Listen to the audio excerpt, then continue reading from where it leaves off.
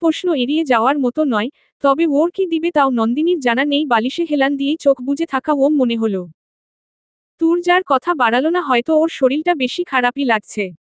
কিছুক্ষণ পর নন্দিনীকে তুর্যের বাড়িতে নিয়ে যাওয়া হলো। অবশ্য সালাম সাহেব বহু জোর করেছিল নন্দিনীকে নিজের বাড়িতে রাখার, তবে তুর্য সায় দেয়নি। তার বাড়ি যেতেই হবে, আর্জেন্ট কাজ পড়েছে, আর তুলি নন্দিনীকে ছাড়া থাকতে পারবে না, আর আমি তুলিকে ছাড়া। তুর্যের কথাও সালাম সাহেব ফেলেননি, তাই চুপচাপ মেয়েকে যেতে দিলেন। কি করবে, মেয়ে তো এখন পরের ধন, তাই উনার জোর খাটানো এখানে বেমানান। ইতিমধ্যে তুর্যের বাড়িতে খবর পৌঁছে গেছে, নন্দিনীর অ্যাক্সিডেন্ট করেছে। তুর্য নন্দিনীকে নিয়ে বাসায় চলে আসে। নন্দিনীর শাড়িটা সেই আগের মতো পরিপাটি নেই, অগোছালো হয়ে গেছে।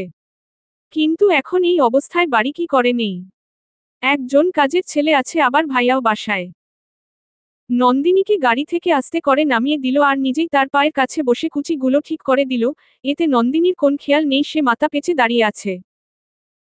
তুর্যের মা বেল বাজানোর আগেই উপস্থিত, দৌড়ে আগে নন্দিনীকে ধরে ভিতরে আনে, আর তুর্য তুলিকে কোলে নিয়ে চলে আসে। সোজা নিজের রুমেই পৌঁছে দিল শিলা বেগম, কারণ এত হাঁটাহাঁটির দরকার নেই, মেয়েটার আরাম দরকার। নন্দিনীকে আধশোয়া করে দিয়ে মাথার খোলা চুলগুলো পিছনে দিয়ে দিল শিলা বেগম। তুর্য এসে তার মাকে বলল, মা ওর খবরটা। আর কিছু বলতে দেয়নি শিলা বেগম, হাত দিয়ে তুর্যকে থামিয়ে বলল, রুমে পাঠিয়ে দিতে হবে এই তো। আচ্ছা স্বপ্না, খাবার আনতে গেছে, তুই হাত মুখ ধুয়ে আয়। আর ওরও তো হাত মুখ ধুতে হবে, তা তুই। আর কিছু বলবে তার আগেই তুর্যের মুখের দিকে তাকিয়ে আছে বেচারা, মুখ দেখার মতো, তাই আর কিছু না বলে ভেজা তোয়ালে দিয়ে হাত পা হালকা হালকা করে মুছে দিল। স্বপ্না খাবার এনে তুলিকে নিয়ে নিল তুর্যের কাছ থেকে, কারণ তুলিকে আজ নন্দিনী খাওয়াতে পারবে না। শিলা বেগম আর স্বপ্না চলে গেল। তুর্যের আর নন্দিনীর খাবার রেখে গেছে, তুর্য চুপচাপ খাচ্ছে, দুপুরেও খাওয়া হয়নি। কিন্তু সমস্যা হচ্ছে নন্দিনী, সে তো তুর্যের দিকে অসহায় ভাবে তাকিয়ে আছে। কি করে খাবে, হাতটা নাড়াতেই পারছে না, খাওয়া তো দূরের কথা। তুর্যের নজর এবার নন্দিনীর দিকে পড়ল। সত্যি কতটা অপদার্থ আমি, মেয়েটা খাবে কি করে। তুর্য এবার নিজের প্লেট থেকেই খাবার হাতে নিয়ে বলল, তোমার সমস্যা না থাকলে আমি খাই না মানে এ। শুধু আমতা আমতা করেই যাচ্ছে, তুর্য মুখ ফুটে বলতেও পারছে না। আর কিছু বলতেও হলো না, তার আমতা আমতা শেষ হওয়ার আগেই তুর্যের হাতের খাবারটা নিজেই মুখে নিয়ে নেয় নন্দিনী। তুর্য হাত এভাবে রেখেই বুকার মতো চেয়ে আছে। নন্দিনী মুখের খাবার শেষ করে বলল, মেয়েদের মতো এত আমতা আমতা করেন কেন? আর না খাইয়ে রাখবেন নাকি এখন, খিদে পেয়েছে তো। তুর্য এবার সুন্দর করে খাবার নিয়ে নন্দিনীকে খাওয়াচ্ছে আর নিজের মুখেও দিচ্ছে। খাওয়ানোর পর সুন্দর করে ওর মুখ মুছে দিয়েছে, আর সেই সাথে অনেক আলাপও করছে। আজ প্রথমবার নন্দিনী আর তুর্য সোজা মুখে কথা বলছে। অনেক কথা বলল, তবে দরকারি নয়, আবোল তাবের মতোই যা হাবলা তুর্য, সেটা বুঝতে বাকি রয়নি নন্দিনীর। তুলি ঘুমিয়ে গেছে, তুর্যকে শুইয়ে দাও। স্বপ্নার ডাকে দুজনেই ঘুরে দেখে তুলিকে নিয়ে এসেছে। তুর্য তুলিকে নিয়ে বিছানায় শুইয়ে দিল। স্বপ্নাকে নন্দিনী ডাক দিয়ে বলল, ভাবি একটু আসবেন, মানে আমি একটু ফ্রেশ হতাম আর কি। স্বপ্না হাসি দিয়ে বলল, তোমার বরকে বলো আমি গেলাম বলেই দরজাটা বন্ধ করে চলে গেল। নন্দিনী চোখ এদিক ওদিক ঘুরাচ্ছে, কি করবে এখন এই বুড়োটাকে। না। তুর্য হা হয়ে রয়েছে, তবে এখন আমতা আমতা করলে তো হবে না, ওয়াশরুমে নিতে হবে। তাই আর কথা না বলে নন্দিনীকে ধরে উঠিয়ে বলল, চলো। নন্দিনী কি বলবে বুঝতে পারছে না।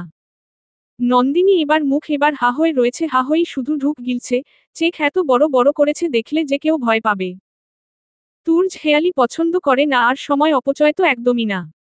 তাই নন্দিনীকে কোলে তুলে নেয়। কোলে তুলতেই নন্দিনী আউচোচ বলে চিৎকার করে হালকা স্বরে।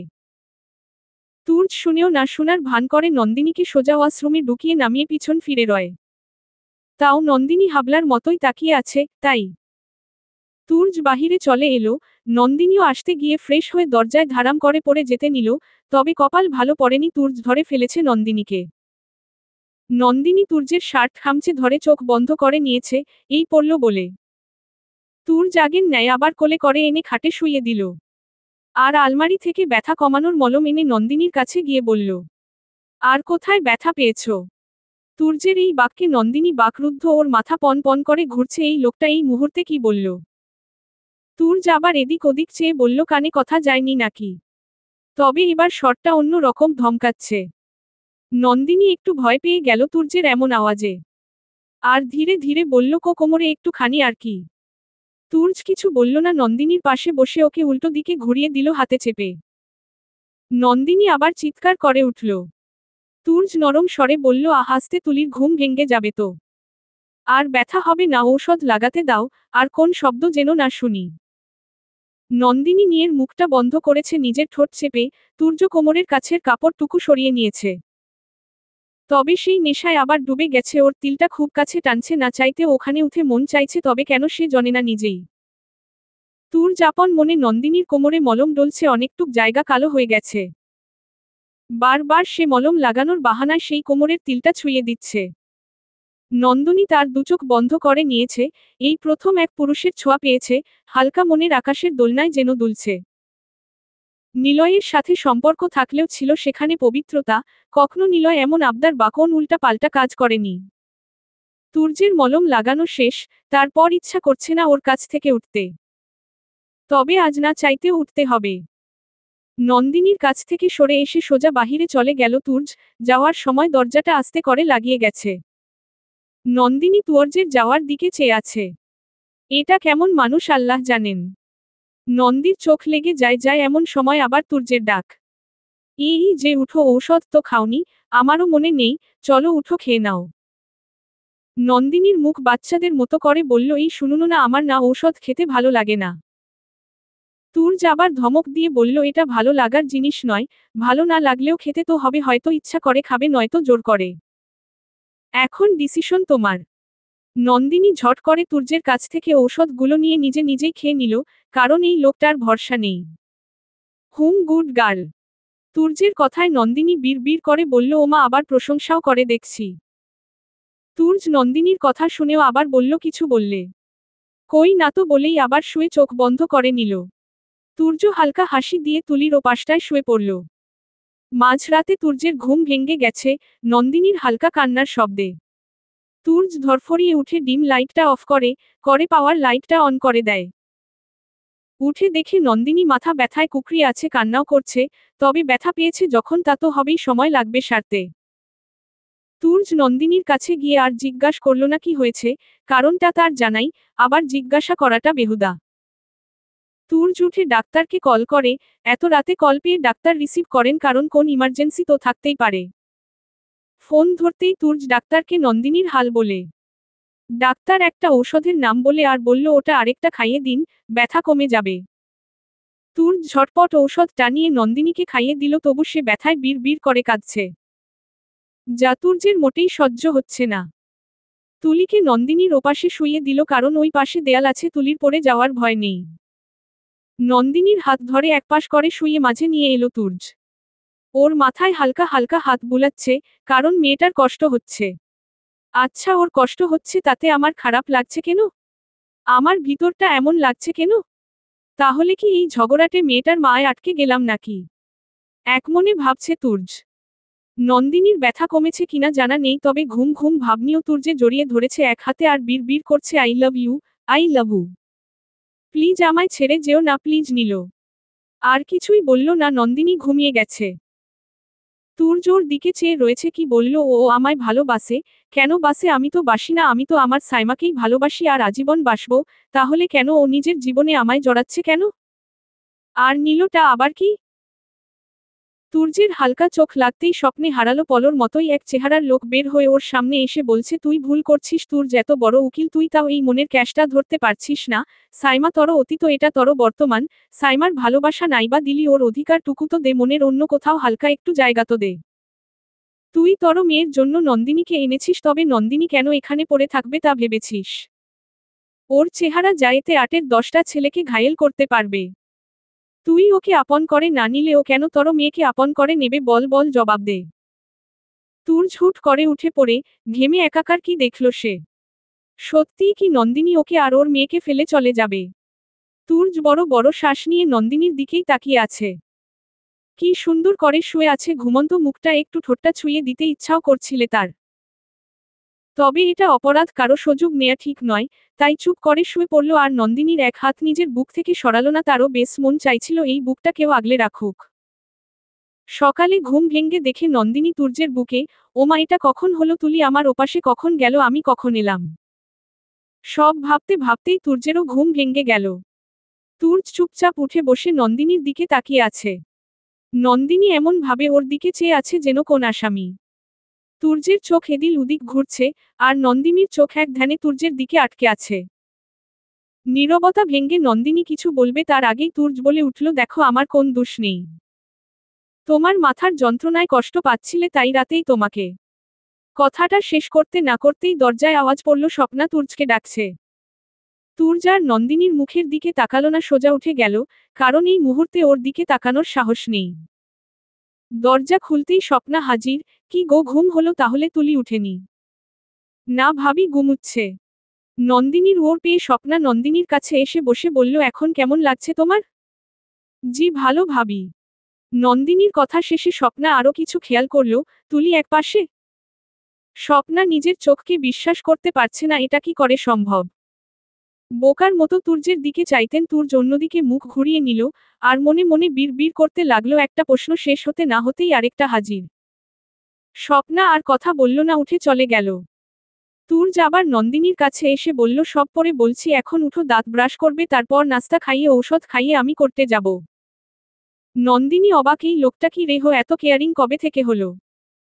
তুর্য আবার নন্দিনীকে ডাক দিয়ে বলল, কি হলো চলো। নন্দিনী তুর্যের দিকে চেয়ে বলল, তো আবার কোলে নিন না কালকের মতো, বলেই আবার জিহ্বায় কামড় দিয়ে চোখ বুজে নিল। এটা কি বলে ফেললাম, ইস কি ভাববে আমায়। চোখ বন্ধ থাকায় তুর্যের মন খোলা হাসিটা আর দেখতে পেল না নন্দিনী। তুর্য আর কথা না বলে নন্দিনীকে সুন্দর করে কোলে তুলে ওয়াশরুমে নিয়ে গেল।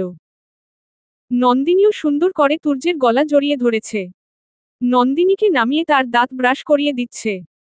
আর সাথে বলল, তা এক হাতে ব্যথা পেয়েছো, বা হাতেও তো ব্রাশটা করতেই পারো। নন্দিনী মুখে পানি নিয়ে কুলকুচি করতে করতে বলল, পারবো না। তুর্য হাসি দিয়ে আবার ওর মুখে পানি ছিটিয়ে বলল, তা ব্যথা মনে হয় শুধু হাতে নয়, মাথায় বেশি পেয়েছো, তাই মাথার নাট ঢিলা হয়ে গেছে। তুর্য ভেবেছিল নন্দিনী রাগ হয়ে কেয়ামতো ঘটাবে, কিন্তু না, এমনটা হয়নি। তুর্যের কথায় হো হো করে হেসে দিয়েছে, সেই সাথে তুর্য তাল মিলিয়েছে। তুর্য হাসির বেগ কিছুটা কমিয়ে নন্দিনীকে আবার কোলে নিয়ে রুমে চলে এলে। এসেই দেখে তুলি উঠে গেছে। নন্দিনী কোল থেকে নেমে তুলির কাছে গিয়েও বসে পড়েছে। তুলি আর নন্দিনী কথা বলছে, আম্মু চলো তোমার বাবাইকে বলো তোমার মুখ ধুয়ে দিতে। দাঁত তো দুটো, এ দুটো ব্রাশও করে এসো, হুম মাম্মার হাতে ব্যথা, তাই তোমায় আজ বাবাই ব্রাশ করাবে। নন্দিনীর কথা হয়তো তুলি বুঝেনি, তারপর দুদাঁত বের করে হাসছে। তুর্য ওদের কাছে বসে বলল, হ্যাঁ আমি তো চাকরি পেয়েছি তোদের দুজনকে ফ্রেশ করানোর। তোর মাকে মায় নিয়ে এলাম, এবার তর পালা, আয় মা আয়, তরটাও করে দিই। নন্দিনী শুধু মুখ টিপে হাসছে। তুর্য তুলিকে কোলে নিয়ে দুকদম চলে আবার ফিরে বলল, আচ্ছা আমি তো বুড়ো মানুষ, তা আমি তো কদিন পর হাঁটা চলা করতে পারবো না, তখন কি আমায় এমন করে সেবাটা করবে? তুমি তো খুব ইয়াং তাই না? কি হলো বলো, করবে তো আমার সেবা যত্ন। কয়দিনই করতে হবে, বেশি না, পড়ে তো মরেই যাব তাই না, কারণ বুড়ো মানুষ বলে কথা। আর তুলিকে কিন্তু ছেড়ে যেও না প্লিজ, ওরে অন্তত আগলে রেখো। নন্দিনীর একটুও ভালো লাগলো না তুর্যের কথাটাকে, বলল উনি বুড়ো, আর মরার কথা বলল কেন? তুর্য আর কিছু বলবে তার আগেই নন্দিনীর ঝাঝালো কণ্ঠের আওয়াজেই বারবার নিজেকে বুড়ো বলেন কেন? আর মরবেন কেন? মরুক আপনার দুশমন, বলেই রুম ছেড়ে বেরিয়ে গেল। তবে নন্দিনীর রাগের কারণটা তুর্য বুঝল না। তুলিকে নিয়ে একটু পর তুর্য রুম ছেড়ে বেরিয়ে এলো। সবাই নাস্তার টেবিলে, শুধু সোহান ছাড়া, তার ট্রাভেল এজেন্সিতে কাজ পড়েছে। সোহাম খুব ভালো চাকরি করত, তবে চাকরিটা ছেড়ে দিয়ে এখন নিজেই ব্যবসা দাঁড় করেছে ট্রাভেল এজেন্সির। তুর্য তুলিকে একটা চেয়ারে বসিয়ে নিজের আরেকটা চেয়ারে বসেছে। তবে সবাই হা হয়ে নন্দিনীকেই দেখছে, সে বা হাতে চামচ দিয়ে খাওয়ার চেষ্টা করছে, তবে ব্যর্থ হচ্ছে, তা মুখ দেখেই বোঝা যাচ্ছে। তুর্য খাবার হাতে নিয়ে নন্দিনীর মুখের সামনে খাবার ধরে বলল, নাও হা করো। এই গল্পের লেখক মাহমুদ। নন্দিনী হাত দিয়ে তুর্যের হাতটা ছিটকে সরিয়ে দিয়ে বলল, লাগবে না, আপনি মরে গেলে তখন যদি আবার হাতে ব্যথা পাই তখন তো আমায় চামচ দিয়ে খেতে হবে তাই না, তাই এখন থেকেই অভ্যাস করছি। বলেই ভেজা চোখ নিয়ে না খেয়েই উঠে চলে গেল নন্দিনী। উপস্থিত সবাই বোকার মতো চেয়ে রয়েছে, তাদের দুজনের মধ্যে কি চলছে কে জানে। শীলা বেগম একবার তুর্যের দিকে তাকাচ্ছে, আরেকবার স্বপ্নার দিকে। তুলিকে হালকা খাইয়ে দিল, তুর্যেরও খাওয়া হলো না, তবে নন্দিনীর রাগের কারণটা বেশ বুঝতে পেরেছে এবার। তবে নন্দিনীর রাগের কারণটা তুর্যের মনটা বেশ হালকা লাগছে। কেউ তো তার মরণে কাঁদবে। তুলিকে শিলা বেগমের কোলে দিয়ে এক প্লেটে খাবার ভর্তি করে নিজের রুমের দিকে পা চালাচ্ছে। শিলা বেগম স্বপ্নাকে ডাক দিয়ে বলল, কি চলছে বড় বৌমা ওদের মাঝে? স্বপ্না ঠোঁট বাঁকিয়ে বলল, আমিও তো তাই ভাবছি মা। দুজনেই নিরাশ চোখে তাকিয়ে আছে তুলির দিকে। তুর্য খাবার নিয়ে রুমে ঢুকেছে কখন নন্দিনী একবারও মুখ তুলে তাকায়নি। তুর্য খাবারটা নিয়ে নন্দিনীর পাশে বসে ডাক দেয়, নন্দিনী নাও, খেয়ে নাও, ঔষধ খেতে হবে নয়তো ঘা শুকোবে না। নন্দিনীর কোনও নেই, তাই ওর মাথাটা নিজেই ওর দিকে ঘুরিয়ে নিয়ে মুখের সামনে খাবার ধরল। নন্দিনী তাও চোখ অন্যদিক ঘুরিয়ে আছে। তুর্যের এমনিতে অনেক লেট হয়ে গেছে, তাই নন্দিনীর মুখটা চেপে ধরে হা করিয়ে মুখে খাবার গুজে দিয়েছে। নন্দিনী মুখে খাবার নিয়ে সেই আগের ন্যায় বসে রয়েছে। তুর্য এবার ধমক দিয়ে বলল, খেয়ে নাও, আমার লেট হচ্ছে। যদি আরো লেট করাও তাহলে আজ করতেই যাব না, আর সারা দিন এভাবে মুখে খাবার গুজতে থাকবো বলে দিলাম। নন্দিনী এবার একটু ভয় পেয়ে খাবার খেতে থাকে। তুর্য হালকা হাসি দিয়ে খাওয়াচ্ছে নন্দিনীর মুখে, আবার খাবার দিতে গেলে নন্দিনী বলল, আপনিও খাননি, খেয়ে নিন। তুর্য এবার নিজের মুখেও খাবার নিচ্ছে আর নন্দিনীকে খাওয়াচ্ছে। খাওয়া শেষে এটো প্লেটটা কাজের মেয়েকে দিয়ে পাঠিয়ে দিয়েছে। নন্দিনীর মুখে কোন কথা নেই, চুপচাপ আধশোয়া হয়ে মোবাইল টিপছে। তুর্য উঠে দরজার কাছে চলে এসে আবার নন্দিনীর দিকে ফিরে তাকিয়ে বলল, নন্দিনী, আমার ফিরতে হয়তো 12টা বেজে যাবে, কিছু লাগলে কল করতে পারো। দেখো আমার নাম দিয়ে দেয়া আছে। আর কোন কিছু প্রয়োজন হলে মা বা ভাবিকে ডাকতে সংকোচ করো না কেমন। কথাটা বলেই তুর্য আর দেরি করল না, সোজা বের হয়ে গেল। নন্দিনী নিজেই নিজের কাছে প্রশ্ন করছে, আচ্ছা উনি মরার কথা বলাতে আমার খারাপ লাগলো কেন? আমার তো খারাপ লাগার কথা নয়। হয়তো আমার সাদা শাড়ি পরতে হবে তাই। নিজেই নিজেকে বলে মোবাইলে তুর্যের নাম্বারটা দেখে নিল। বাবা, তুর্য দিয়েছে নাম বুইরাটা। দাঁড়া বুইরা, তর নাম্বার তো বুইরা দিয়েই সেট করব বলেই তুর্য নামটা কেটে বুড়ো বেটা দিয়ে সেট করল। আবার একটু পর কি ভেবে নামটা কেটে তুলির আব্বু দিয়ে দিল। তারপর আবার বিড় করে বলল, আচ্ছা যদি একা কোথাও যাই আর আমার সমস্যা হয় তাহলে তো যে কেউ মোবাইলটা হাতে নিয়ে মা বাবা দেয়া সেট করা নাম্বারেই কল দিবে। আর ওরা টেনশন নিবে বুইরা বাতুলির আব্বু থাকলে তো আর চিনবে নাকি কি করি। অনেক ভেবে মাই হাজব্যান্ড দিয়ে নামটা সেট করে নিল। যাক বাবা, এখন যত ঝামেলা হক উনার কাছে কল আসবে, বাবা মা টেনশন নেবা না বলেই এক গাল হাসি দিয়ে বসে রইল। তবে খুব বুড় লাগছে, তুলিটাকে নিয়ে খেলতেও পারছে না, ছাদেও যেতে পারবে না, কেউ দেখলে বকে দেবে এই শরীর নিয়ে কেন ছাদে গেলাম। তাই ফেসবুকে নিজের আইডিতে লগ ইন করল। অরি রহমান নন্দিতা। ওর বাবা এই নামে ডাকে, নন্দিতা বলে। আর অন্য কেউ ডাকলেই চটে যায়, কারণ যাকে ভালো লাগে তাকেই এই নামে ডাকার অধিকার দেয়, বাকি কাউকে নয়। আর বেশিরভাগই কেউ জানে না ওর নাম নন্দিতা। ও নিজের প্রোফাইলে ঢুকে নিজের চোখ সাত আসমানের উপর চলে গেছে। এগুলো কে করল? রিলেশনশিপ ম্যারেড দেয়া, তাও তিয়াস আহমেদ তুর্যের সাথে। তবে ছবিটা দেখে বুঝতে বাকি রইল না এটা কার আইডি, এই বুইরাটা এগুলা করল কেন? ছাগল পাঠা কোথাকার। বকতে বকতে আরো কিছু নজরে গেল, তুর্য কিছু ছবি পোস্ট দিয়েছে, তাও নন্দিনীকে ট্যাগ করে। তাদের দুইটা বিয়ের ছবি, একটা যখন দুজনকে পাশাপাশি বসিয়ে মিষ্টি মুখ করানো হচ্ছিল আর আরেকটা ওর হাতে যখন বাবা তুলে দিচ্ছিল। উনি আমার মোবাইল নিয়ে এত কিছু করেও শান্ত হয়নি, তাও আবার ছবি পোস্ট দিয়েছে, আমায় ট্যাগ করে আসুক, আজ আমার মোবাইলে হাত দেওয়ার অনুমতি উনাকে কে দিয়েছে? কোন সাহসে করেছে এসব? আরও চোখ বুলিয়ে দেখতে পেল 2K লাইক, 1.5K কমেন্ট। তাও এগুলো কাল রাতে পোস্ট করেছে। কমেন্টগুলো বেশিরভাগ উনার চেনা লোক মনে হচ্ছে। সবগুলাই কমেন্ট সুন্দর, তবে সোহামের কমেন্টটা হাসির বটে। লিখেছে, আমার পেয়ারি নতুন মেহমান, আমি কেন ছবিতে নাই? আমিই তো কোলে করে গাড়ি থেকে নামিয়েছিলাম। এর মধ্যে স্বপ্নের ছোঁয়া আইডি থেকে স্বপ্না ভাবি রিপ্লাইও করেছে, তোমার ছবি আছে তোমার বউয়ের সাথে, তাই আরো দরকার থাকলে বাসায় এসো, ভালো করে তুলবো ছবি। নন্দিনী হাসতে হাসতে সে সেরা পারেও বটে, সো রোমান্টিক কাপেল। তবে আরেকটা কমেন্ট চোখে পড়ল, লিখা ছিল, ভালোই বউকে নিয়ে সুখী হও, দোয়া করি। দেখতে মাশাল্লাহ। নামটা খুব অদ্ভুত। ভোরের আলো। তাই নন্দিনী বুঝতে পারলে না মেয়ের আইডি নাকি ছেলের। খুব বুড় লাগছে, তাই একটু বেরিয়ে স্বপ্নার কাছে গিয়ে বসলো আর আড্ডা জমালে। একটু পরই তুর্য বাসায় চলে এলো। শিলা বেগম জলদি আসার কারণ জানতে চাইলে বলল, নন্দিনীর শরীর ভালো না তো, তাই আর কি। শিলা বেগম অবাক হওয়ার সাথে খুশিও বটে। তুর্য গুন গুন করতে করতে গাড়ির চাবিটা ঘুরাতে ঘুরাতে রুমের দিকে এগুচ্ছে, তবে তার জানা নেই আজ কোন শনির দশা তার হবে, কারণ নন্দিনী রেগে আগুন হয়ে আছে। রুমে ঢুকতেই ফুলদানি দিয়ে আক্রমণ তুর্য কিছু বুঝে ওঠার আগেই তার কপালটায় লেগে হালকা কেটে গেছে। তবে নন্দিনীর রাগ এবার পানি, কারণ তুর্যের কপালটা হালকা কেটেছে আর একটু রক্তও পড়ছে। তুর্য কপালে হাত দিয়ে নন্দিনীর দিকে চেয়ে রয়েছে, ঝগড়াটে জানতাম জিনের আছড়ও আছে তা আজ জানা হলো। নন্দিনী দৌড়ে তুর্যের কাছে গিয়ে ওর হাতটা সরিয়ে দেখছে খুব ভালো করে তুর্য নন্দিনীর থেকে একটু লম্বা হওয়ায় পাটা উঁচু করে কপালটা দেখছে। পা উঁচু করাতে নন্দিনীর হাত তুর্যের কাছ থেকে সরতেই সে নিজের ব্যালেন্স হারিয়ে তুর্যের উপরই গিয়ে পড়ে। তুর্য হালকা হাসি দিয়ে বলল, একেই তো পুচকি মেয়ে, তাও বেটো একটা, তার উপরে জিনের আছর, তা আর কি কি গুণ আছে জানতে পারি কি? নন্দিনীর তুর্যের কাছ থেকে সরে এসে বলল, একদম বাজে বকবেন না, এই গল্পের লেখক মাহমুদ। আমি ইচ্ছা করেই ফুলদানিটা ছুঁড়ে মেরেছি, কারণ আপনি আমার মোবাইলটা নিয়ে কি করেছেন? নন্দিনী মোবাইলটা এনে তুর্যের সামনে ধরে বলল, এগুলা কি হুম? তুর্যের ভয় গলা শুকিয়ে গেছে, আল্লাহ জানে কপালে আর কি আছে, আর কপাল তো ফাটলে আর কি কি ফাটবে কে জানে।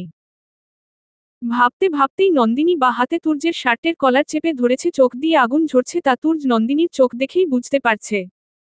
এবার বলুন, কে আপনাকে সাহস দিয়েছে এগুলো করার? আমি বলেছিলাম। নন্দিনীর অগ্নি দৃষ্টি এড়িয়ে যাওয়ার মতো নয়, তবে তুর্য একটা ধীর শ্বাস নিয়ে নন্দিনীর হাত তার শার্টের কলার থেকে ছাড়িয়ে শান্ত কণ্ঠে বলল, কেন, ভুলটা কোথায়? তুমি বিয়ে করনি আমায়? যদি করে থাকো তাহলে আমি তোমার স্বামী হই, তাহলে সমস্যাটা কোথায়?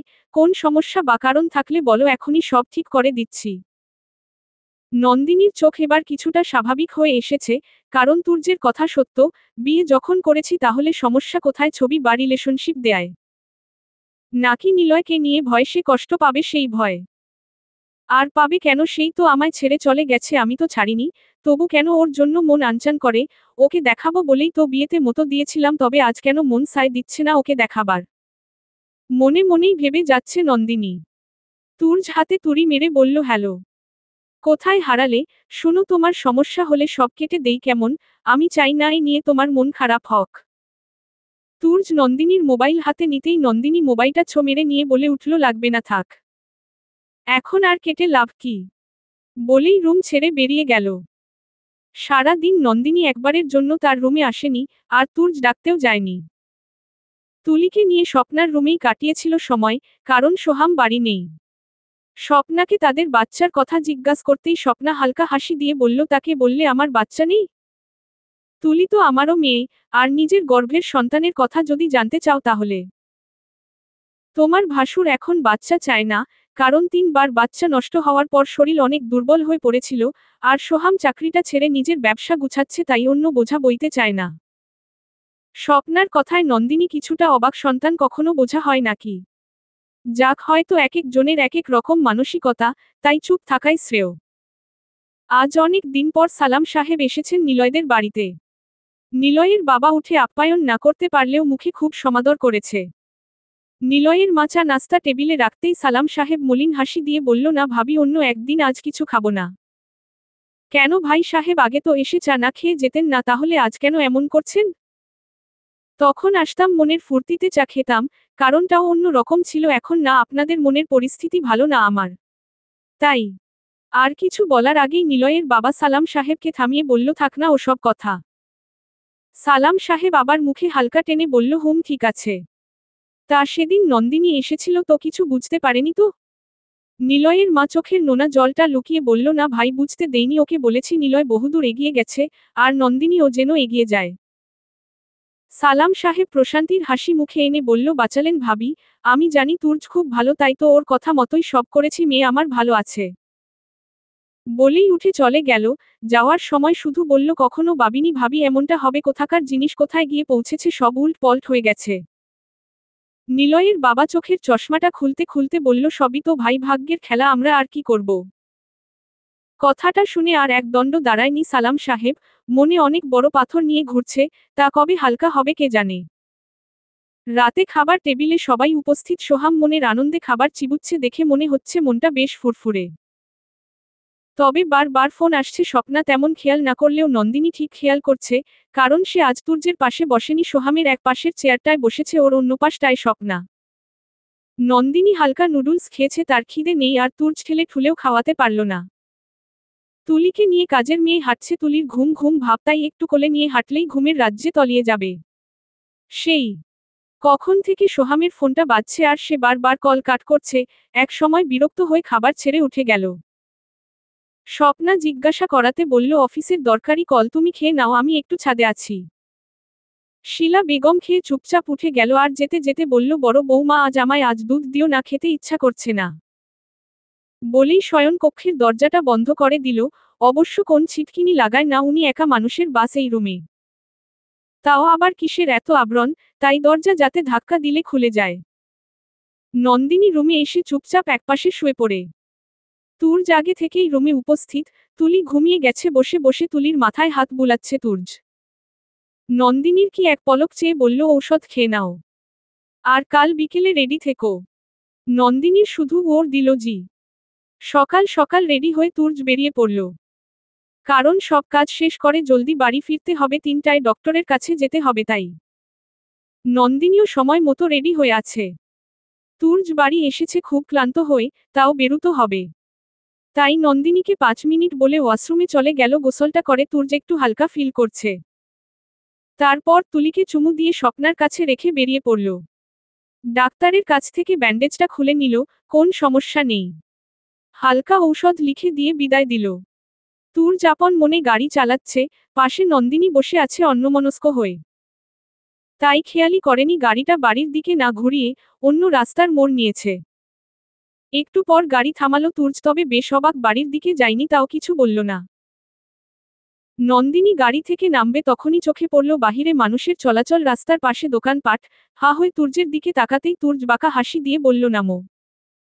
নন্দিনীও বাধ্য, মেয়ের মন চুপচাপ নেমে গেল। নামতেই খেয়াল করল শপিং মলের সামনে ওরা।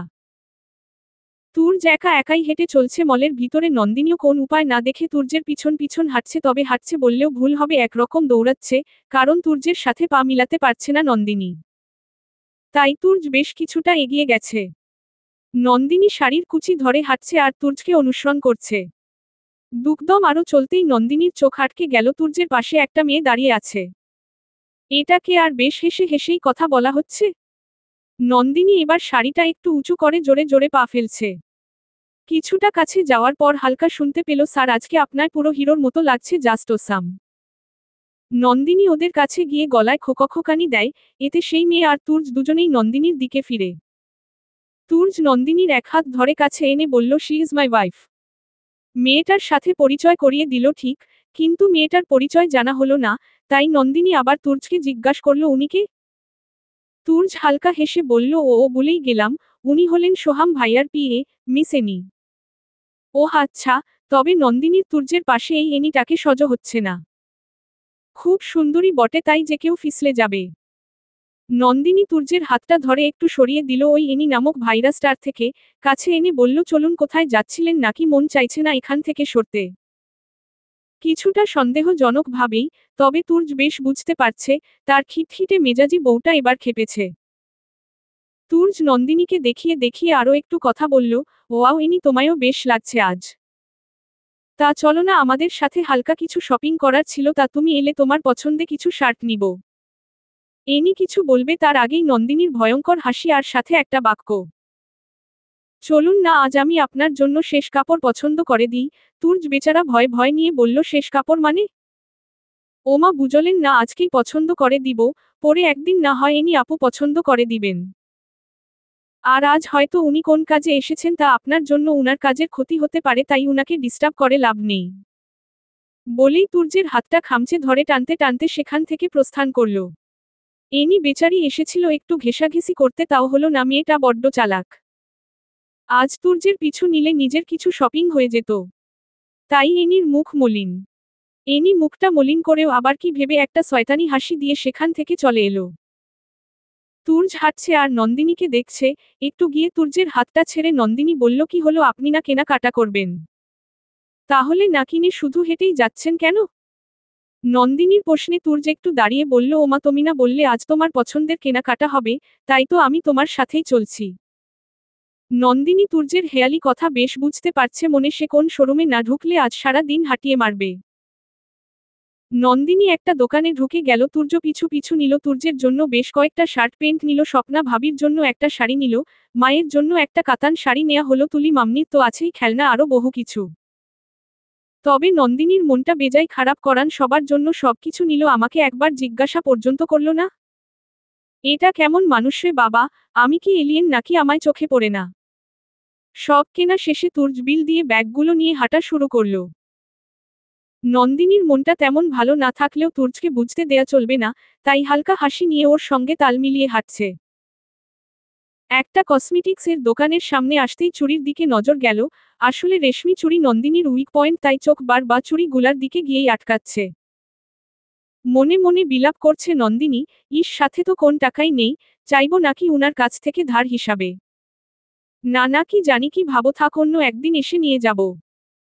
ধীরে ধীরে কচ্ছপের মতো হাঁটছ কেন? বাড়ি যাওয়ার নিয়ত নেই নাকি? তুর্যের আওয়াজে নন্দিনীর ধ্যান ভঙ্গ হল। দুজনেই জোড়া পায়ে পা চালিয়ে গাড়িতে এসে বসল। গাড়ি স্টার্ট দিয়ে সোজা বাড়ি এসে তুলিকে কোলে করে নিয়ে ব্যাগ থেকে এক এক করে আনা খেলনা ও জামা দিচ্ছে। খেলনা পেয়ে তুলি মহা খুশি, হাতে তালি দিচ্ছে আর খিল খিল করে হাসছে। মায়ের শাড়ি আর স্বপ্না ভাবির শাড়িটা দিয়ে তুর্য রুমে এলো, হাতে শপিং ব্যাগ কয়টা নিয়ে। ব্যাগ দুটো রেখে তুলি আর নন্দিনীর দিকে এক নজর তাকিয়ে আবার ওয়াশরুমে ঢুকে গেল। নন্দিনীর নজর এবার ব্যাগের উপর। আরে ওনার জামা তো, আর তুলির জামা আমি সাথে নিয়ে চলে এসেছিলা, তাহলে এগুলো কার? উনি কি মায়ের আর ভাবির শাড়ি দিয়ে আসেনি? নন্দিনী তুলিকে বসিয়ে খেলনা হাতে দিয়ে ব্যাগগুলার কাছে এগিয়ে এলো। নন্দিনী ব্যাগগুলোর কাছে গিয়ে একটা ব্যাগ খুলবে, ঠিক সেই সময় তুর্য ওয়াশরুম থেকে বের হয়ে এলো। নন্দিনী হাত থেকে ব্যাগটা পুনরায় রেখে দিল। তুর্য মুখটা তোয়ালে দিয়ে মুছতে মুছতে বলল, খুলে দেখে সমস্যা কি? নন্দিনী খুবই উৎসুক হয়ে ব্যাগ খুলল। ওমা কি সুন্দর শাড়ি, চোখ আটকে যাওয়ার মতো, কিছু সুতি শাড়ি। একটা বক্স। এটা আবার কি? নন্দিনী কাপড় গুলে রেখে বক্সটা খুলল। খুব সুন্দর বক্স, কাঠের একটা বক্স, মনে হয় এটা কাঠ দিয়ে তৈরি। বক্সটা খুলতে নন্দিনীর চোখ কপালে, কারণ বক্সটিতে রেশমি চুড়িতে ভরা কত রকমের চুড়ি, সব কয়টা শাড়ির রঙের সাথে মিলে যাবে। নন্দিনী মুখে চিতল হাসি দিয়ে তুর্যের দিকে তাকিয়ে বলল, এগুলো কার জন্য? তুর্য তোয়ালেটা বিছানায় রেখে দুই হাত প্যান্টের পকেটে গুজে একটু কাছে এসে বলল, ওমা আর কার হবে, এগুলো তো এনি। আর বলা হলো না, নন্দিনী সব ছুঁড়ে ফেলে উঠে গেল। রাগে গিজ গিজ করতে করতে রুম থেকে বের হতে নিল। তুর্য হাতটা ধরে কিছুটা কাছে এনে বলল, আরে আমার পুরো কথা শুনে তো যাবে নাকি? নন্দিনী ঠায় দাঁড়িয়ে রইল। তুর্য নন্দিনীর হাতে বক্সটা দিয়ে বলল, এগুলো তো আর এনির জন্য নয়, আমার বউয়ের জন্য এনেছি। নন্দিনী হাতটা ছাড়িয়ে বলল, তাহলে আপনার বউয়ের জিনিস আমায় দিচ্ছেন কেন?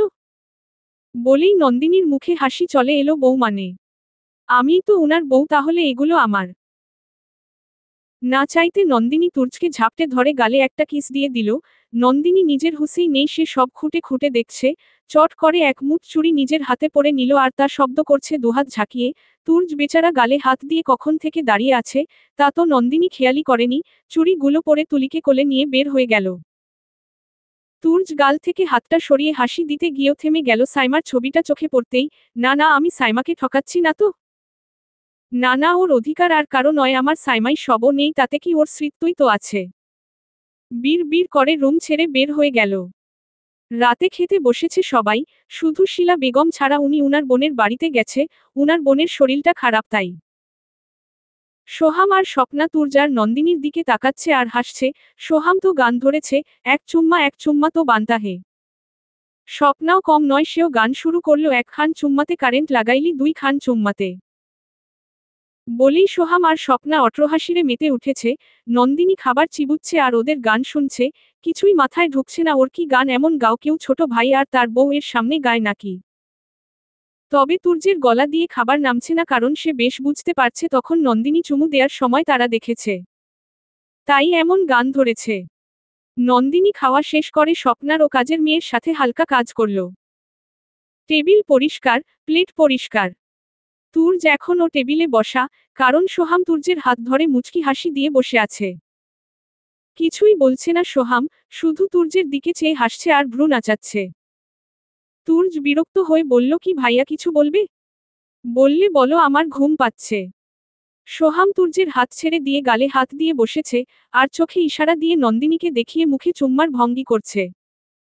তুর্য বেশ লজ্জা পাচ্ছে, ছি ভাইয়ায়ো জাস্ট বলেই চলে গেল। এবার স্বপ্না ও নন্দিনী কিচেন থেকে বের হলে নন্দিনীর পথ আটকে দাঁড়িয়েছে সোহাম। নন্দিনীর দিকে তাকিয়ে মুখে কি অগিং ভগিং করছে তা নন্দিনী কিছুই বুঝতে পারছে না। নন্দিনী নিজের মুখটা অদ্ভুত রকমের করে বলল, ছি ভাইয়া, ভাবি তোমার বরকে নিয়ে পাবনা দিয়ে এসো বলেই সোহামকে ধাক্কা দিয়ে সরিয়ে রুমে চলে গেল। স্বপ্না ও সোহাম আবার হাসিতে মেতে উঠেছে। তুলিকে নিয়ে খেলা করছে তুর্য। তাই নন্দিনী রুমে ঢুকে হাত থেকে চুড়িগুলো খুলে নিল, কাচের চুড়ি ভেঙে যেতে পারে। খাটে গিয়ে শুয়ে পড়ল। নন্দিনী আবার শোয়া থেকে উঠে বলল, আচ্ছা এই চুড়ি শাড়ি কখন নিলেন, আমি তো দেখিনি।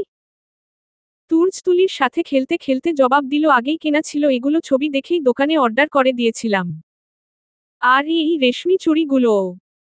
নন্দিনী মুখে হালকা হাসি টেনে আবার প্রশ্ন করল, আচ্ছা ভাই আর ভাবির কি মাথায় সমস্যা আছে নাকি? ওরা এমন গান গাইছিল কেন? কথাটা নন্দিনী বলার সাথে সাথে তুর্য খালি মুখেই বিষুম খেল। কোন মতে নিজেকে থামিয়ে বাঁকা করে নন্দিনীর দিকে তাকাতেই নন্দিনী বালিশে মুখ লুকিয়ে নিল। কারণ তখন তো আমিই উনাকে। ছি ছি, তাই ওরা এমন করছিল। আর তুর্যের দিকে একবারও তাকায়নি। লজ্জা করছে ওনার চোখের দিকে তাকাতে, ভীষণ লজ্জা। রোজ সকালে তুর্যের করতে যায়, তবে রোজ তেমন কাজ না থাকলেও বাড়িতে বেশি থাকে না, কারণ বাড়িতে থাকলেই নন্দিনীর দিকে চোখ আটকে থাকে, যা নন্দিনী বুঝতে পারলে ভয়ঙ্কর কাণ্ড হতে পারে। তাই দূরে দূরেই থাকা ভালো। 4 মাস কেটে গেছে তুর্যের ও নন্দিনীর বিয়ের। তুলির মুখে বেশ কিছু কথা ফুটেছে, সারা দিন সারা বাড়ি টিটি করে ঘুরে বেড়ায়। তুর্যের আর নন্দিনীর সম্পর্কটা আরেকটু গভীরও হয়েছে বটে, তারা বন্ধুর মতোই একে অপরের মনের কথা বলে, অনেক সময় পর্যন্ত বারান্দায় তুলিকে নিয়ে বসে আড্ডা দেয়। সোহাম স্বপ্নাও মাঝে মাঝে আড্ডায় যোগ দেয়। তবে তুর্যের সাথে কিছু নিয়ে কথা হলে ওর মন মতো না হলেই তুর্যের চুল ছিঁড়তে ঝাঁপিয়ে পড়ে। কয়দিন আগেই সাইমার বাবা মা আর বোন এসেছিল, এই প্রথমবারের মতো এসেছিল। সাইমা ভালোবেসে বিয়ে করেছিল, তাই বিয়েতে এক প্রকার মতো দেয়া হয়নি ওদের। বিয়ের পরও একবারের জন্য মেয়েকে দেখতে আসেনি ওরা, এমনকি সাইমা মারা যাওয়ার খবর শুনেও আসেননি। নাতনির মুখ একবার দেখতে, কেমন বাবা মা আল্লাহ জানেন। তবে সেদিনের আসার কারণটা অন্য রকম ছিল, তারা তুলির ছবি দেখেছিল ফেসবুকে, তুর্য নন্দিনী আর তুলি একসাথে কিছু ছবি তুলে পোস্ট দিয়েছিল। তবে এসে বসেই বেশি দেরি করল না তাদের উদ্দেশ্য জানানোর। সবাই উপস্থিত নন্দিনীর কোলে তুলি ওর গালে মুখে চুমু দিচ্ছে আর মাম্মা মাম্মা বলে ডাকছে। সাইমার মা নন্দিনীর কাছে থেকে তুলিকে কোলে নিতে চাইলে তুলি যেতে চাইল না, নন্দিনীর গলা ধরে অন্য পাশ ফিরে রইল। হয়তো ছোট্ট মেয়েটা কিছুই বুঝতে পারছে না এরা কারা, এর আগে কখন দেখেনি। তাই হয়তো যেতে চাইল না, হয়তোবা আপন আপন গন্ধটা ওদের কাছ থেকে আসছে না। সাইমার মা হাত গুটিয়ে নিয়ে তুর্যের কাছে এসে বলল, দেখো তুর্য, সাইমা আর নেই, ওর সাথে রাগ নয়, আমাদের অভিমান ছিল। আর বিয়ের পর একবার তুমি বা সাইমা আমাদের সাথে যোগাযোগও রাখোনি, যদি রাখতে হয়তো তখন আর অভিমান করে থাকতাম না। যে দিন খবর পেলাম সাইমা আর নেই, তাও বাচ্চা জন্ম দিতে গিয়ে, তখন আসিনি, কারণ জীবিত মেয়েকে যখন এক নজর দেখতে পাইনি, তখন মৃত মেয়েকে দেখে লাভ কি। শুনলাম তুলি খুব ভালো আছে তোমাদের কাছে, আর মেয়ের হারানোর কারণ তুলি ছিল, তাই ওকে দেখার আগ্রহ ছিল না।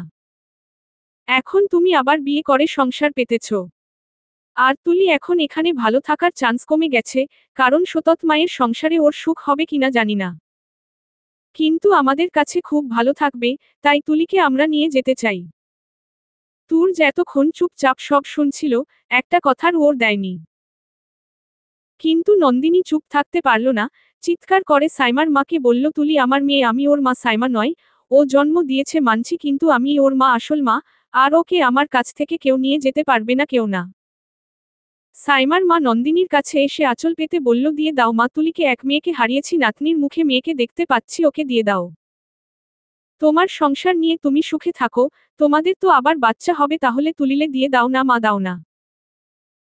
নন্দিনী তুলিকে ঝাপটে ধরেছে বুকের মাঝে, কি করে থাকবে তুলি বিহীন নন্দিনী, সে তো এক সেকেন্ড থাকতে পারে না তুলি ছাড়া, হয়তো নিজের পেট থেকে হয়নি, তাই বলে আমি কি ওর মা নই? নন্দিনী তুলিকে নিয়ে তুর্যের পিছনে লুকিয়ে বলল, কি হলো, কিছু বলছেন না কেন আপনি? ওরা তো তুলিকে নিয়ে যেতে চাইছে আর আপনি চুপ করে আছে। শিলা বেগম নন্দিনীর কাছে গিয়ে বলল, বৌমা তোমার মেয়ের গোসলের টাইম হয়েছে, এখানে দাঁড়িয়ে আছো কেন? যাও ওকে নিয়ে রুমে যাও, আর এখানের দিকটা তোমায় ভাবতে হবে না, যাও। আর বড় বৌমা রান্না ঘরে যাও, মাথাটা খুব ধরেছে তাই 1 কাপ চা নিয়ে আমার রুমে দাও। স্বপ্না দৌড় রান্না ঘরে চলে গেল।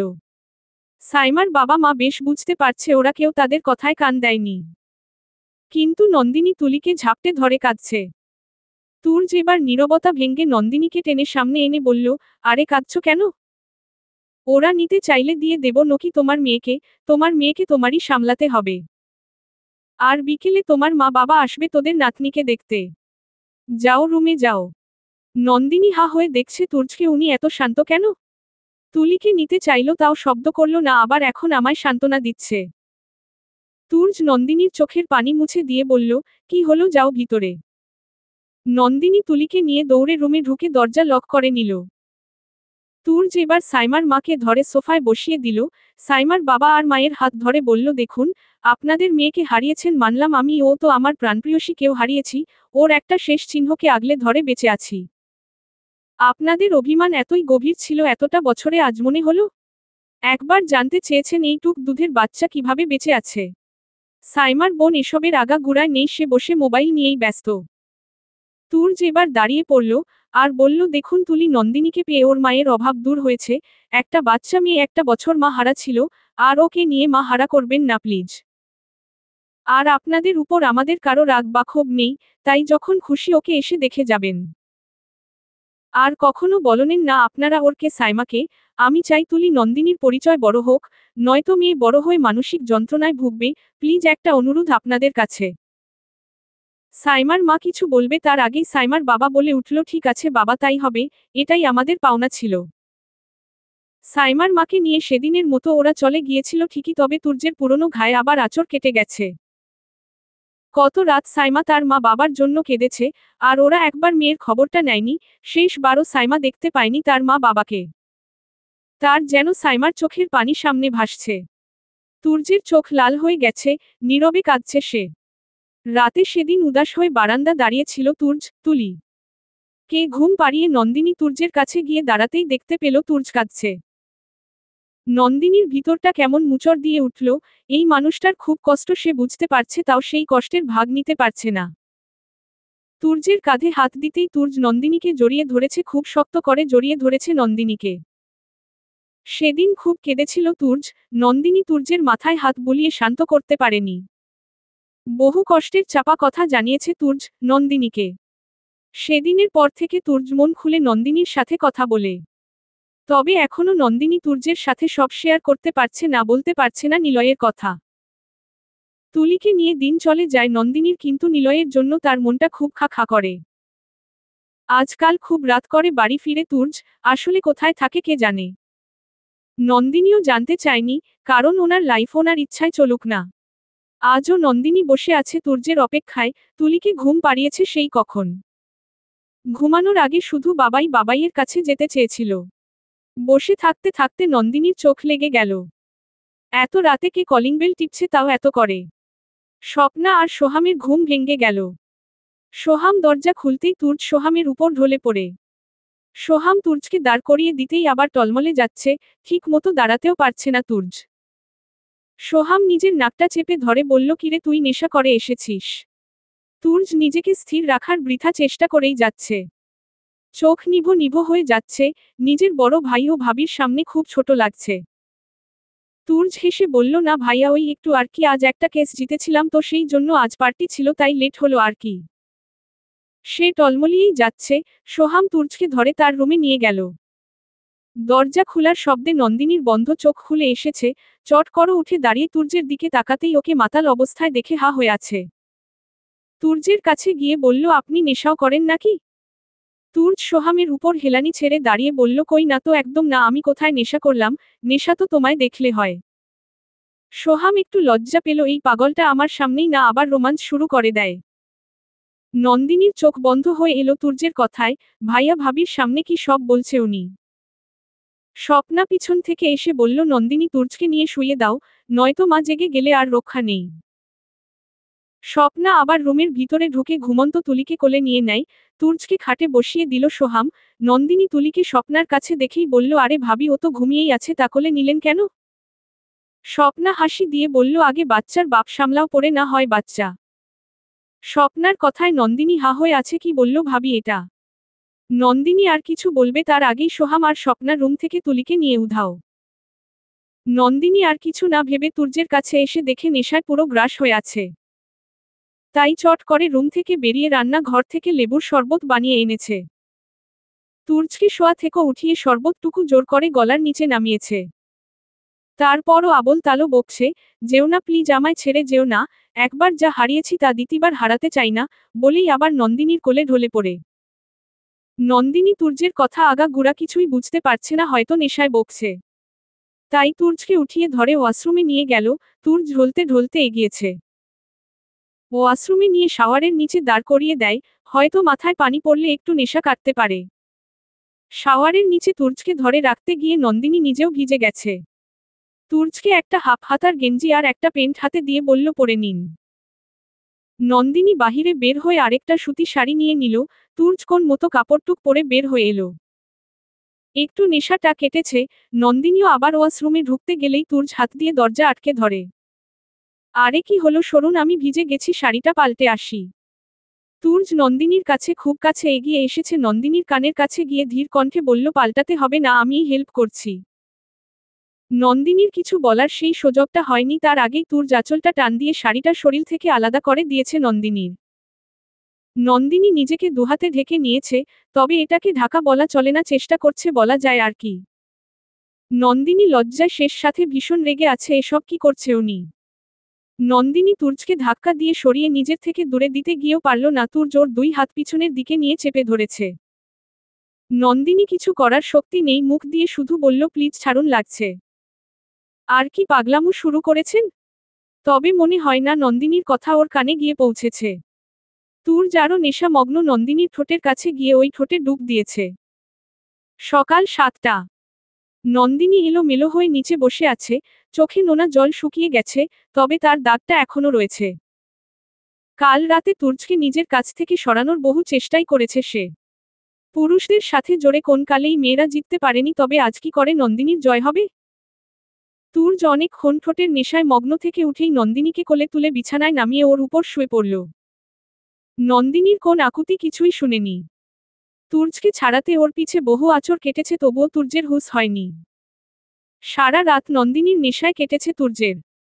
একেই তো মাতাল অবস্থা ছিল, দ্বিতীয় নন্দিনীকে কাছে আটকে রাখার একটা টেকনিকও ছিল বটে। তা তো নন্দিনীর জানা নয়। নন্দিনী নিজের মনকে শান্ত করছে, উনি তো স্বামী হয়, তাহলে উনার দিক থেকে ঠিকই তো আছে, আমিই তো বিয়েতে মতো দিয়েছিলাম। উনার ভালোমানুষই তো এতটা দিন দেখলাম, এবার না হয় খারাপ লোকটাই দেখব। নন্দিনী নিজের চোখের পানি মুছে নিয়ে নিজেকে শক্ত করে নিল। হ্যাঁ, নিলয় তো কখনো আমায় চায়নি, সে এতটাই স্বার্থপর, আমার ভালোবাসাটাও চোখে আটকায়নি। এটাই নিয়তি, আমাকে উনার সাথেই হয়তো এভাবেই দিন কাটাতে হবে। বাপের বাড়ি পড়ে থেকে বদনাম হওয়ার চেয়ে এখানে উনার নামের সাথেই জড়িয়ে থাকি, তবে চেষ্টা করব সব মেনে নেয়ার। যখন হাঁপিয়ে যাব তখন তো ছাদটা আছেই নিচে ঝাঁপিয়ে পড়ার জন্য। নিজেকে স্থির করে উঠে নিজের শাড়িটা হাতে নিয়ে শরীরে কোন মতো জড়িয়ে নিয়ে ওয়াশরুমে ঢুকে গেল। অনেকক্ষণ শাওয়ার নিয়ে বের হয়েছে, চোখে মুখে অনেক পানির ছিটা দিয়েছে যাতে চোখের লালচে ভাব কিছুটা দূর হয়। কারণ সারা রাত ঘুমোতে পারেনি তুর্যের কারণে, তাও আবার কান্নায় আরও লাল করে ফেলেছে চোখ জোড়া। তুর্যের ঘুম এখনো ভাঙ্গেনি, নেশার রেশ এখনো হয়তো রয়ে গেছে, আর ক্লান্ত শরীরও বটে। নন্দিনী ওয়াশরুম থেকে বের হয়ে এসেছে। এসে তুর্যের দিকে একবার তাকিয়ে দেখে নিল, কি সুন্দর বুকের উপর ভর দিয়ে শুয়ে আছে, সারা রাত অন্যের ঘুম নষ্ট করে এখন প্রশান্তির ঘুম ঘুমাচ্ছে। নন্দিনী আবার নিজেকে এক নজর আয়নায় দেখে নিল, ফুলা ঠোঁটে হালকা লিপস্টিক লাগিয়ে নিল। দরজাটা হালকা করে লাগিয়ে চলে গেল বাহিরে। সোজা রান্না ঘরেই ঢুকে গেল, কারণ এই সময় নাস্তা তৈরিতে স্বপ্নার হেল্প করা দরকার, কারণ কাজের মেয়েদের হাতের রান্না কারো পছন্দ নয়। স্বপ্না নন্দিনীকে দেখে হালকা হাসি দিয়ে বলল, যাক, ঘুম ভাঙল তাহলে। নন্দিনীও ঠোঁটে হালকা টেনে বলল, ভাবি তুলি। ওহো, তুলিকে নিয়ে তোমার ভাসুর হাঁটতে বের হয়েছে, চলে এলো বলে। স্বপ্নার কথা শুনে আবার কাজে মন দিল। নাস্তা বানানো শেষ, নন্দিনী অধীর হয়ে আছে তুলির জন্য কতক্ষণ হয়ে গেল। কিছুক্ষণ পর সোহাম তুলিকে নিয়ে হাজির। তুলি নন্দিনীকে দেখে মাম্মা মাম্মা করে পাগল হয়ে নন্দিনীর কোলে ঝাঁপিয়ে পড়েছে। নন্দিনীও তুলিকে বেশ আদর করছে। শিলা বেগম চশমাটা মুছতে মুছতে তার রুম থেকে বের হয়েছে, নাস্তার টেবিলে একে একে নাস্তা এনে রেডি করেছে। সবাই টেবিলে বসেছে, তুর্য নেই দেখে শিলা বেগম নন্দিনীকে উদ্দেশ্য করে বলল, আরে ছোট বৌমা, তুর্য কোথায়? নন্দিনী মা মানে ওই কিছু বলবে তার আগেই সোহাম বলে উঠল, মা কাল রাতে তুর্য খুব রাতে বাড়ি ফিরেছিল, ওর কোন ক্লায়েন্টের পার্টি ছিল তো তাই। শিলা বেগম ওহ বলে নাস্তা খেতে লাগলো। সবার নাস্তা শেষে চলে গেল, নন্দিনীর মন চাইছে না রুমে যেতে, কারণ তুর্যকে দেখার ইচ্ছাটা নেই।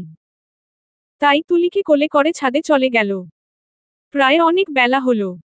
এদিকে তুর্যের ঘুম ভাঙল, চোখ কচলাতে কচলাতে আবার মাথায় দুই হাত চেপে ধরল, ইস মাথাটা কি ঝিম ঝিম করছে।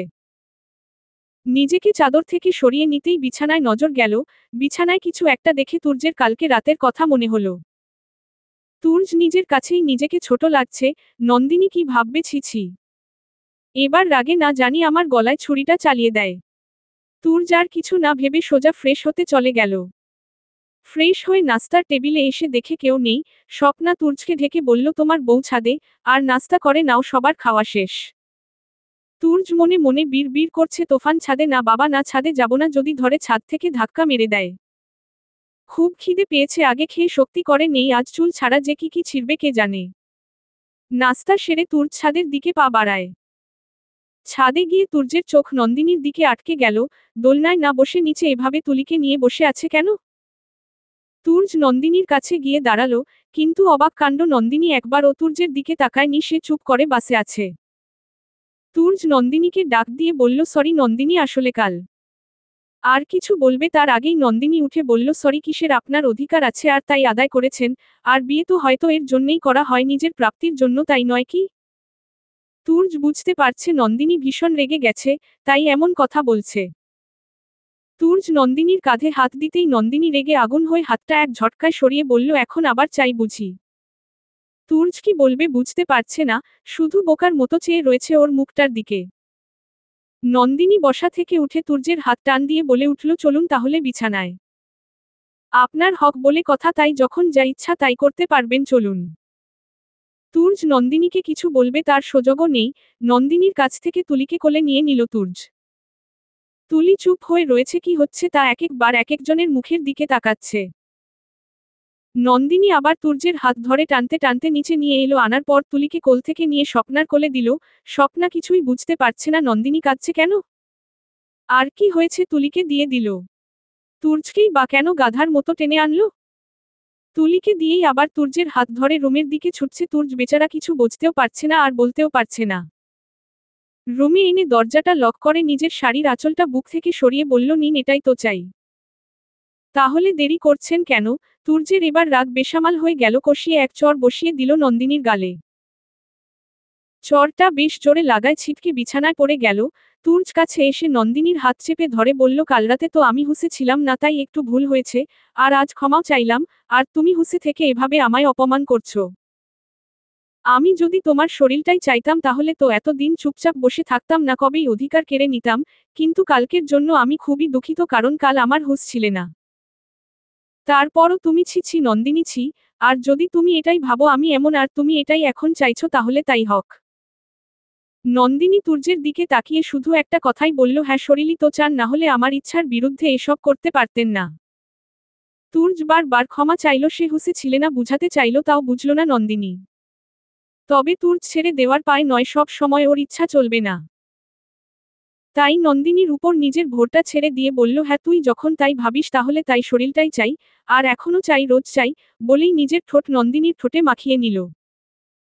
নন্দিনীর চোখ বেয়ে পড়া পানিতে তুর্যের গাল ভিজে আসছে, তবুও সে রাগে ঠোঁট কামড়ে ধরে আছে। প্রায় 2 ঘন্টা পর তুর্য নন্দিনীকে ছেড়ে দিল, নিজের ঘামা শরীরটা নিয়ে সোজা ওয়ারুমে ঢুকে গেল। নন্দিনী এখনো বিছানায় শুয়ে কাঁদছে।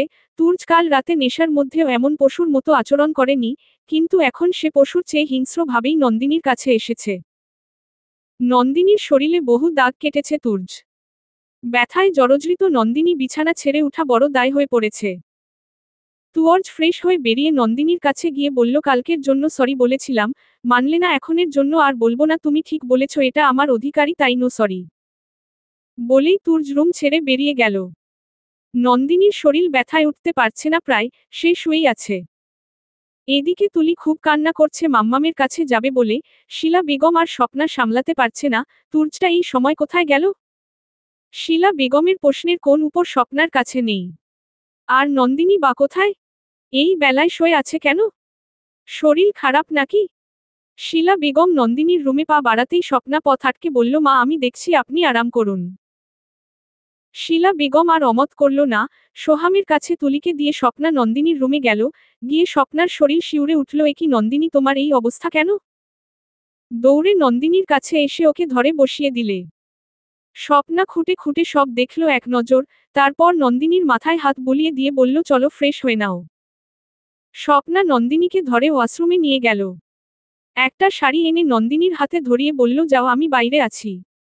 নন্দিনী কোন মতো ফ্রেশ হয়ে বাইরে এলে। স্বপ্না নন্দিনীকে আবার শুয়ে থাকতে বলল, তুমি শুয়ে পড়ো। নন্দিনী হাঁটতেও পারছে না, ধরে নিয়ে শুইয়ে দিল স্বপ্না। মাথার কাছে অনেকক্ষণ বসে থেকে নন্দিনীকে মিষ্টি হাসি দিয়ে বলল, শুনো বোন, পুরুষ যত দিন বিড়ালের মতো আছে তাকে সেভাবেই থাকতে দাও, আর যদি এর চেয়েও বেশি চাপো ইঁদুর হওয়ার জন্য তখন কিন্তু উল্টা সিংহ হয়ে উঠবে। তুর্য কেন এমন করলো আমি তা জানি না, তবে এখন থেকে সামলাও, নয়তো দিন আরো ভয়ঙ্কর হয়ে উঠবে। নন্দিনী স্বপ্নার কথায় কিছুটা হেসে বলল, ভয় কিসের ভয় ভাবি, কোন ভয় আর নেই, যে ভয় ছিল তার শেষ, তাই ভয় নেই। স্বপ্না কিছুটা অবাক নন্দিনীর কথায়। নন্দিনী এমন কেন বলল, সে কি তুর্যকে স্বামী বলে মানে না, তাই তুর্যটা এমন করল না তো? সন্ধ্যা হয়ে গেছে, তুর্য বাড়ি ফিরেনি। আর এদিকে নন্দিনীর শরীর ব্যথা, বিশেষ করে পেট চেপেই বসেছিল সারা দিন রুমে। স্বপ্না দুয়েকবার এসেছিল, খুব জ্বর এসেছে দেখতে পেল নন্দিনীর, তাই আর শিলা বেগমকে না জানিয়ে পারল না। শিলা বেগম খুব চিন্তায় পড়ে গিয়েছিল, তাই ডাক্তার ডাকতে গেলে স্বপ্না বাধা দিয়ে বলল, মা যদি মহিলা ডাক্তার খবর দিতেন ভালো হয় আর কি। শিলা বেগম আর দ্বিতীয় প্রশ্ন করেননি, কারণ মেয়ে মানুষ কত সমস্যায় থাকতে পারে, হয়তো আমি শাশুড়ি বলে আমায় বলা হয়নি, তবে স্বপ্না জানে। ডাক্তার এসে ঔষধ দিয়ে গেছে, তবে নন্দিনীর অবস্থা দেখে বলেছিল আপনি অ্যাডভোকেট তুর্যের বউ না। নন্দিনী ব্যথায় জর্জরিত, তাই ওর দেয়া সম্ভব হয়নি, তবে স্বপ্না হ্যাঁ বলে সম্মতি দিয়েছিল। গাইনি ডক্টর ফারহানা একটু অবাক, এমন শিক্ষিত এমন সোজা মানুষটার এমন রূপও আছে। শিলা বেগম চিন্তা করছে ছেলেকে নিয়ে, এদিকে নন্দিনীর অবস্থা ভালো না। তুর্যটা কোথায়, ফোনটাও বন্ধ। রাতে নন্দিনীর রুমেই স্বপ্না খাবার নিয়ে গিয়েছিল। নন্দিনীকে কিছুই খাওয়াতে পারেনি স্বপ্না, তাই ওর জন্য স্যুপ রান্না করে আনলে একটু খাইয়ে ঔষধ খাইয়ে দিয়েছে। নন্দিনীর শরীর খারাপের মাঝেও তুলিকে ভুলেনি। স্বপ্নার কাছে বারবার জানতে চাইছে তুলি কোথায়। স্বপ্না রুম থেকে বেরিয়ে একটু পর তুলিকে নিয়ে রুমে আসে। নন্দিনী যেমন তুলিকে পেয়ে খুশি, তার চেয়ে তুলি তার মাকে পেয়ে খুশি। তুলিকে পাশে বসিয়ে অনেকক্ষণ আদর করেছে নন্দিনী, তবে স্বপ্না আজকের জন্য তুলিকে নিজের কাছে রাখতে চাইল, নন্দিনী মানা করে দেয়। ভাবি এখন আমি কিছুটা ভালো, তুলিকে নিয়ে গেলে অসুস্থ হব, ও আমার কাছেই থাক। স্বপ্না আর অমত করেনি, অনেক রাত হয়েছে তাই স্বপ্না চলে গেল নিজের রুমে। তুলির সাথে শুয়ে শুয়েই খেলা করতে করতে ঘুমিয়ে পড়ে মামিয়ে, তবে তুলির বাবার খোঁজটা এখন পাওয়া হলো না। নন্দিনী একবারও জানতে চায়নি তুর্যের কথা। রাত 1টা পার হয়ে ঘড়ির কাঁটা 2টার দিকে ছুটছে, সোহাম আর শিলা বেগমের চোখের ঘুম হারাম হয়ে গেছে। সোহাম তুর্যের ফ্রেন্ড আরও অনেককে কল করেছে, তবুও তুর্যের খোঁজ পেল না। সোহামকেও বের হতে দিচ্ছে না শিলা বেগম, বহু রাত হয়েছে, এই রাতে যাবে কোথায়? একটু পর দরজায় আওয়াজ পড়ল, শিলা বেগম দ্রুত পা চালিয়ে দরজা খুলতেই তুর্যকে দেখতে পেল। তুর্যকে ভালো করে লক্ষ্য করে দেখতে পেল তার হাতে ব্যান্ডেজ। সোহামের প্রশ্ন, মায়ের প্রশ্নে তুর্য চুপ হয়ে আছে। কিরে এতক্ষণ কোথায় ছিলি আর হাতে কি হয়েছে? তুর্য ছোট্ট ওর দিল, কিছু হয়নি, কাজ ছিল, বলেই তার রুমে চলে গেল। তুর্যের চোখ লাল হয়ে আছে, সে আজ খুব কেঁদেছে, কারণ এমন আচরণ সে করতে চায়নি। নন্দিনীর এমন কথায় তার প্রচণ্ড রাগ হয়, তাই রাগের বশে এমনটা করে ফেলেছিল, আর তার জন্য খুব অনুতপ্তও হয়েছে। এই হাতে নন্দিনীকে আঘাত করাই এই হাতটাকে বিরাট বড় শাস্তি দিয়েছে সে। তবে তা তো নন্দিনীকে এ জীবনে বিশ্বাস করাতে পারবে না তুর্য। রুমের দরজা আস্তে করে খুলে এক পলকে চেয়ে রইল ঘুমন্ত দুজন প্রাণপ্রিয় মানুষের দিকে। তুলি আর নন্দিনী। ডিম লাইলের আলোতে চোখ জুড়িয়ে দেখতে পারছে না, তাই কাছে যেতেও বেশ মন চাইছে, তবে নন্দিনীর জেগে যাওয়ার ভয় তো আছেই। তুর্য ধীরে ধীরে তুলির কাছে এসে তুলি আদর করে তুলির পাশেই শুয়ে পড়ল। তবে বারবার নন্দিনীর মুখটা দেখতে মন চাইছে, তাই একটু কাছে গিয়ে নন্দিনীকে দেখল, খুব ভালো করেই দেখল। ভালো করে দেখার পর কিছু দাগ চোখে পড়ল। এতটা নির্দয় কবে থেকে হলাম? আমি এই মেয়েটাকে এত কষ্টই বা কেন দিলাম? নন্দিনীর গলার দাগটায় ঠোঁটের ছোঁয়া পড়তেই চোখ মেলে ধরফরিয়ে উঠে নন্দিনী, তবে সেও খুব ভালো করে জানে এটা কার স্পর্শ। উঠেই ধাক্কা দিয়ে নিজের কাছ থেকে দূরে ঠেলে দেয় তুর্যকে। তুর্য প্রায় পড়ে যাওয়ার মতোই, তাই ব্যালেন্স রাখতে হাতটা দিয়ে খাটে ভর সামলাতেই করে উঠে, তবে নন্দিনী সেই আওয়াজে কান দেয়নি। কোন রকম বিছানা ছেড়ে উঠেই রুমের লাইট অন করে নন্দিনী। লাইট অন করাতে তুর্য অবাক হয়ে দেখছে ওকে, কারণ গলায় বিশ্রী একটা দাগ বসে গেছে যা মনে হয় না সহজে মুছবে। চিহ্নটা আর মুখেও বেশ আছে, তবে আর কোথায় কোথায় আছে তা জানা নেই। তুর্য মন দিয়ে দেখছে নন্দিনীকে, তবে বেশিক্ষণ আর দেখা হলো না, কারণ নন্দিনী রাগী দৃষ্টিতে চেয়ে রয়েছে। তুর্যের কাছে এসে নন্দিনী বলল, কি হলো, আবার চাই নাকি? তাহলে ডাকলেই পারতেন, এত নাটকের কি ছিল? এবারের কথাগুলোও তুর্য হজম করতে পারল না। এত তেতু কথা কেন বলে মেয়েটা, তাও বহু কষ্টে রাগটা সাইডে রেখে নন্দিনীর কাছে এগিয়ে বলল, না চাই না। ও চাই না, তাহলে এলেন কেন? নন্দিনীর প্রশ্নে তুর্য নন্দিনীর দুহাত চেপে ধরে খাটে বসিয়ে দিল আর বলল, যদি মন চায় 2 মিনিট সময় দাও, কিছু বলার আছে আমার। নন্দিনীর সম্মতি আছে কিনা তা তুর্য বুঝতে পারছে না, তবে ওর চুপ হয়ে ঘাড় ফিরিয়ে বসে থাকাকে সম্মতিই ভেবেই বলল, শোনো, তুমি তো জানো আমার স্ত্রী সাইমাকে খুব ভালোবাসি আর বাসবো। আমি ভাবিনি অন্য কাউকে আমি সাইমার জায়গায় বসাতে পারবো, তবে তোমায় না ভালোবেসে পারলাম না। তুমি এমন একটা মেয়ে যে কেউ তোমায় ভালোবাসতে বাধ্য। নন্দিনী তাচ্ছিল্য হাসি হেসে বলল, তাই নাকি? কই, সবাই তো ভালোবাসল না, অথচ ছলনা করেছে। নন্দিনীর কথা তুর্য গায়ে মাখল না, কারণ হয়তো অভিমান করে তুর্যকেই বলেছে, তবে আসলেই কি, নাকি অন্য কারোর ছলনার কথা বলেছে? তুর্য ফ্লোরে নন্দিনীর পায়ের কাছে হাঁটু গেড়ে বসে ওর দুহাত আগলে ধরে আবার বলল, সাইমা মারা যাওয়ার পর আর বিয়ে করতে চাইনি, কারণ 2টা ছিল এক তুলির সতত মা, আসলে ওর কষ্ট হবে। 2, আমি সাইমার জায়গাটা কাউকে দিতে চাই না। তবে 2টা সমস্যার সমাধান পেয়ে গেছি। তুলিকে তুমি যেভাবে আগলে রেখেছ তাতে আমি নিশ্চিন্ত, আমি রই বা না রই তুমি রবে ওর পাশে। দ্বিতীয়টা সাইমার জায়গাটার কথা। তবে কেন জানি ওই জায়গার আরেকটু জায়গা হয়েছে আর ওই জায়গাটা তোমায় দিতে খুব ইচ্ছা করছে। প্লিজ আমায় ক্ষমা করে দাও, প্লিজ। কোন দিন আমি আর স্বামীর অধিকার নিয়ে তোমার কাছে আসব না, যেদিন নিজে থেকে ডাকবে সেদিনই আসব। দরকার হলে আমি অনেক দূরে চলে যাব, তুমি শুধু তুলিকে দেখে রেখো। নন্দিনী তুর্যের কথা শুনছে, তবে অন্য দিকে ফিরে তার যে কোন ওর দেয়ার ক্ষমতা নেই। তুর্য নন্দিনীর আরেকটু কাছে এসে বলল, নন্দিনী চলে না দুজনে সব ভুলে একটা সংসার সাজাই, তুমি আমি আর আমাদের মেয়েকে নিয়ে? কি পারি না আমি? সাইমার জায়গার পাশে ঠিক ওটুক জায়গা রেখেছি, তুমি আসবে কি সেই জায়গায়? ভালোবাসবে কি আমায়? নন্দিনী তখনও চুপ, ওর চোখ বেয়ে শুধু পানি ঝরছে। কি করে বাসবে? ভালোবাসার নামটা শুনলেই তো ঘৃণা হয়, তাহলে কি করে সেই ঘেন্না উনাকে দেব? তুর্য উঠে দাঁড়িয়ে নন্দিনীকে বলল, ঠিক আছে, বলতে হবে না, আমি অপেক্ষা করব। বলেই চুপ করে শুয়ে পড়ল। নন্দিনী সেই বসেই আছে, অনেক কথা বলতে চেয়েও পারলে না, তুর্যের কথার জবাব দিতে কেন পারলে না কেন? নিজের প্রশ্নের ওর নিজেই খুঁজে না পেয়ে হতাশ হয়ে শুয়ে পড়লে। এতটাই আনমনা হয়েছিল নন্দিনী, তাই হয়তো দেখতে পায়নি তুর্যের বালিশের এক কোণায় শুয়ে পড়েছে। শুয়ে চোখ বুজতেই একরাজ্যের ঘুম তাকে গ্রাস করেছে। সকালে ঘুম ভাঙতেই নিজেকে কিসে যেন জড়ানো মনে করলে। ভালো করে চোখটা মেলে দেখল, এটা কিসের কাপড় মুখের সামনে, এই ছোট্ট ছোট্ট চুলের মতো, এগুলা কি? হাজার প্রশ্ন মাথায় নিয়ে মাথাটা হালকা উঠিয়ে দেখল, এটা তো তুর্যের বুকের লুম। আমি এখানে কখন শুলাম? ছি ছি, কাল এত কিছু বলার পর ভেবেছিলাম একটু মনুষ্যত্ব আছে, কিন্তু না, উনি তো সেই ছোট লোকই রয়ে গেল। এবার নিজেকে তুর্যের বন্ধন থেকে ছাড়াতে চেষ্টা করছে, এমন ভাবে চেপে শুয়ে আছে, বাহ মনে হয় হাত না কোন শেকলের প্যাচ লেগে আছে। নন্দিনী তুর্যের হাতে চিমটি দিতেই আহ করে উঠে পড়ে। তুর্য হালকা হাসি দিয়ে কিছু বলবে তার আগেই নন্দিনী বলল, ছোট লোক সমসময় ছোট লোকই থাকে। কথাটা বলেই বিছানা ছেড়ে উঠে গেল। আসলে তুর্য কিছুই বুঝতে পারল না, কাল তো সে নিজেই শুয়েছিল আমার পাশে, এখন আবার এমন কথা বলল কেন? নাস্তা বানাতে ব্যস্ত স্বপ্না। নন্দিনীর আগমনে নন্দিনীর দিকে না ফিরেই বলল, তুমি এলে কেন? এই শরীর খারাপ নিয়ে? নন্দিনী হালকা হাসি দিয়ে বলল, ভাবি আমি ঠিক আছি, এখন অনেকটাই ভালো। স্বপ্না আর দ্বিতীয়বার কিছু বলল না, কারণ অনেক বেলা হয়েছে, নাস্তা বানানোর কাজ সারতে হবে। ঝটপট নন্দিনীর হাতে এক কাপ চা ধরিয়ে বলল, চাটা মাকে দিয়ে এসো।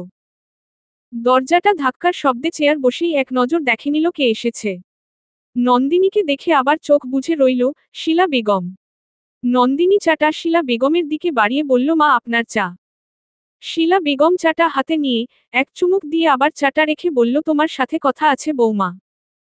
নন্দিনীও চুপ করে দাঁড়িয়ে আছে শিলা বেগমের কথা শোনার আশায়। শিলা বেগম একটা ধীর নিঃশ্বাস নিয়ে বলল, দেখো ছোট বৌমা, বড় আশা নিয়ে তোমায় এই বাড়িতে এনেছি। সাইমা মারা যাওয়ার পর তুর যাবার বিয়েতে মতো দেয়নি, তবুও অনেক কষ্টে রাজি করিয়েছি তুর্জকে, কারণ তুলির একটা মা চাই আর তুর্জের নিঃস্ব জীবনে একটা মানুষ চাই সেই অন্ধকার কুচানোর। তোমার বাবারও খুব পছন্দ হয় তুর্জকে।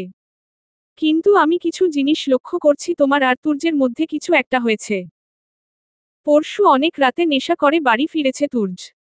আবার কাল নাস্তা সেরে বাড়ি থেকে বেরিয়েছে আর ফিরেছে রাত শেষে। আমি জানতে চাই না কি হচ্ছে বা হয়েছে, কোন ইচ্ছাও নেই জানার। তুর্জ এত রাত করে কখনো বাড়ি ফিরেনি। সেদিন আমি জেগেই ছিলাম ওকে নেশাগ্রস্ত দেখে, আর তখন সামনে এসে দাঁড়াইনি। এখন আমি শুধু এটাই চাই, যাই আছে তোমাদের দুজনের মাঝে তা ঠিক করে নাও। আমি কিন্তু অন্য কিছুর আভাস পাচ্ছি, যদি তাই হয় তোমায় সারা জীবন চোখের পানি ফেলতে হবে বৌমা। নন্দিনীর চোখ বড় বড় হয়ে মুখ হা হয়ে আছে, মা এমন কেন বলল, কি কারণ হতে পারে? শিলা বেগমের রুম থেকে বেরিয়েও নন্দিনীর মন শান্ত নেই। আসলে উনি কি বলতে চাইছেন, উনি কিসের আভাসী বাপাচ্ছে? নাস্তার টেবিলে সবাই উপস্থিত। তুলিকে খাইয়ে নন্দিনী তুলিকে কোলে নিয়েই খেতে বসেছে। তুর্যের হাতের ব্যান্ডেজটা দেখে স্বপ্না জিজ্ঞাস করে, তুর্য তোমার হাতে কি করে ব্যথা পেলে? বাঁধনের উপর দিয়ে রক্ত বের হচ্ছে। তুর্য হাতটা লুকিয়ে ফেলার চেষ্টা করেও লোকাতে পারল না, কারণ সবার নজর তো ওর দিকেই। নন্দিনীর চোখ তুর্যের হাতের দিকে পড়তেই তার বুকটা কেঁপে উঠল। এ কি, উনার হাতে কি হয়েছে? অনেক রক্ত এখনো লেগে আছে। বা হাতে চামচ দিয়ে কোন মতোই খাবার মুখে তুলছে তুর্য। সবাই নন্দিনীর দিকে বাঁকা ভাবেই তাকিয়ে আছে। তবে এই তাকিয়ে থাকার মানে সে খুব ভালো বুঝতে পারছে। তবে নন্দিনীর পক্ষে তুর্যকে খাওয়ানো সম্ভব নয়। সোহাম কিছু বলার আগেই কলিং বেলটা বেজে উঠল। চলবে।